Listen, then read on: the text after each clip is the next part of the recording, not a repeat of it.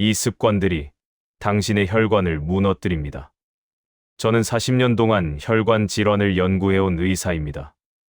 어느 날 새벽 3시 응급실로 실려온 60대 환자분이 계셨습니다. 숨을 제대로 쉬지 못했고 가슴을 움켜쥔 채 얼굴은 새하얗게 질려 있었죠. 식은땀이 온몸을 적시고 있었습니다. 진단은 급성 심근경색. 심장으로 가는 혈관이 완전히 막혀 있던 상태였습니다. 조금만 늦었어도, 정말 1시간만 늦었어도 생명을 잃을 수 있는 상황이었죠. 다행히 빠른 조치로 위기는 넘겼습니다. 그런데 환자분이 의식을 되찾고 나서 한 말이 제 마음을 오래 붙잡았습니다. 선생님, 저 어제까지만 해도 정말 멀쩡했어요.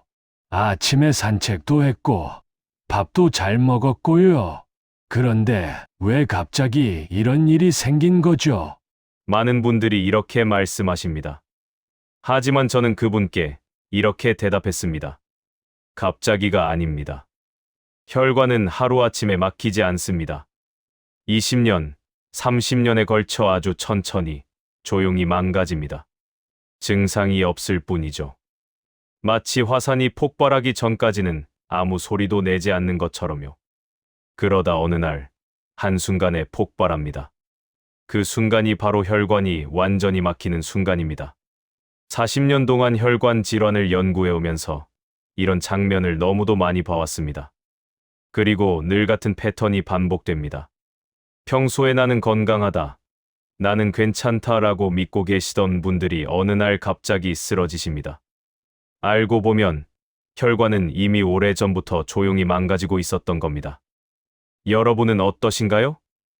혹시 이런 생각 한 번쯤 해보신 적 있지 않으신가요? 나는 정기적으로 건강검진도 받고 약도 꼬박꼬박 먹고 있으니까 괜찮아. 기름진 음식은 피하고 그래도 건강식 위주로 먹고 있어.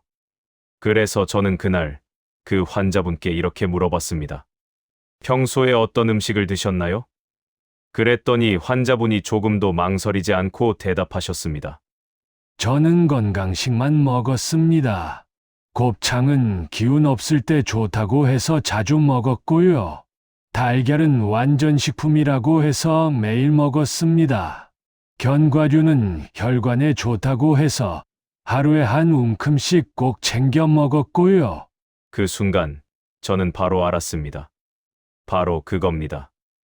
많은 분들이 지금 이 대목에서 이렇게 생각하실 겁니다. 아니, 곱창이 뭐가 문제야? 달걀은 몸에 좋잖아? 견과류는 혈관 건강에 최고라던데. 맞습니다. 적당히 먹으면 그렇습니다.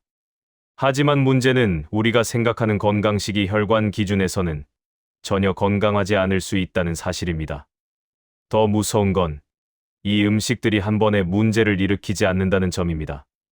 매일 조금씩 아주 조용히 혈관 안쪽에 찌꺼기를 쌓아 올립니다. 혈관 안쪽을 현미경으로 들여다보면 이런 변화가 일어납니다. 포화지방과 콜레스테롤이 혈관 벽에 달라붙고 염분이 혈관을 자극해 염증을 만들고 그 염증 위에 또 다른 지방이 쌓입니다. 이 과정은 아프지 않습니다. 느껴지지 않습니다. 그래서 더 위험합니다. 제가 수십 년간 본 환자들 중 정말 많은 분들이 이렇게 말씀하셨어요. 선생님, 평생 아픈 데 하나 없었는데요. 그 말은 틀린 게 아닙니다. 아픈 적이 없었을 뿐 망가지는 중이었던 겁니다. 특히 문제가 되는 게 우리가 흔히 믿고 있는 음식들입니다.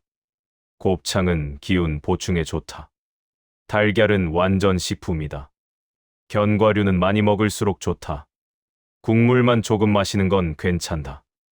하지만 혈관 입장에서 보면 이 말들은 절반만 맞습니다. 혈관 질환이 무서운 이유는 경고를 거의 주지 않기 때문입니다. 암은 통증이나 체중 감소라도 오지만 혈관은 아무 말도 하지 않습니다. 그러다 어느 날 갑자기 가슴이 쥐어짜지듯 아프고 숨이 막히고 말이 어눌해지고 그대로 쓰러집니다. 그때 사람들은 말합니다. 왜 미리 알려주지 않았냐고. 하지만 사실 혈관은 수십 년 동안 계속 신호를 보내고 있었습니다. 우리가 그 신호를 무시했을 뿐입니다. 그래서 저는 여러분께 질문 하나를 드리고 싶습니다. 매일 먹는 국, 정말 국물만 조금이신가요? 건강에 좋다고 믿는 음식, 양은 과하지 않으신가요? 약을 먹고 있다는 이유로 식습관을 방심하고 계시진 않나요? 약은 치료를 돕는 도구이지 면죄부가 아닙니다. 이 이야기를 들으시면서 불편해지셨다면 그건 아주 정상입니다. 왜냐하면 이 이야기는 당신이 잘못 먹고 있다고 말하려는 게 아니라 우리가 너무 오래 잘못 알고 있었다는 이야기이기 때문입니다. 그래서 많은 분들이 이쯤에서 이렇게 물으십니다.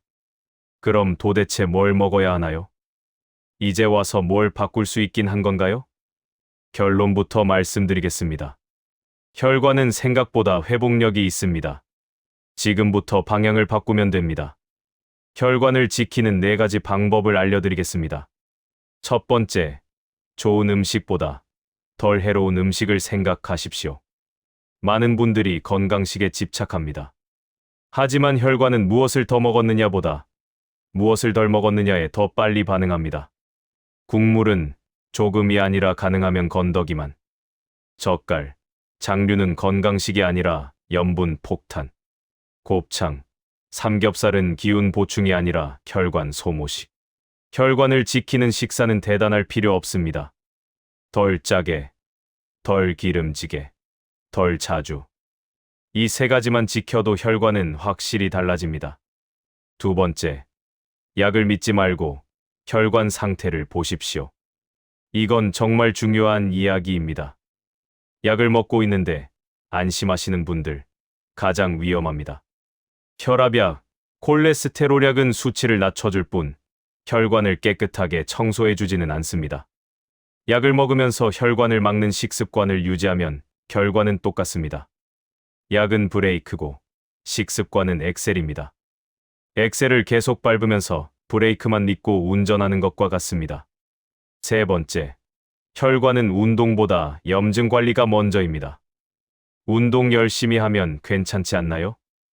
많이 듣는 질문입니다. 물론 운동은 중요합니다.